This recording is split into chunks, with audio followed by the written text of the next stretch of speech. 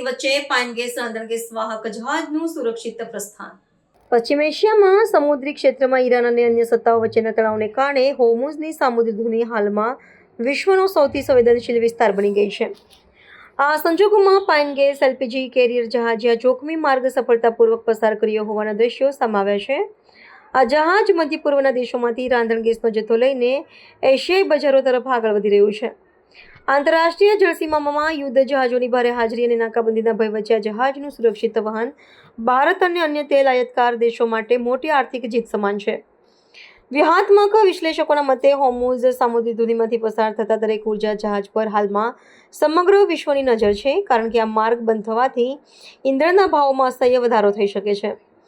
પાઇપના gas જેવા વિશાળ જહાજોનું સંચાલન અત્યંત સાવચેતીપૂર્વક કરવામાં આવી રહ્યું છે, જેમાં આંતરરાષ્ટ્રીય સમુદ્રી સુરક્ષા દળો અને સંલગ્ન રાષ્ટ્રોના નૌકાદળ દ્વારા પૂરતું રક્ષણ પૂરું પાડવામાં આવ્યું હોવાની શક્યતા છે. વડાપ્રધાન નરેન્દ્ર મોદીએ અગાઉ સંસદમાં જે ઇંધણ પુરવઠો સુનિશ્ચિત કરવાની વાત કરી હતી, તેમાં જહાજની સફળ સફર એક નિર્ણાયક કડી સાબિત થઈ રહી છે.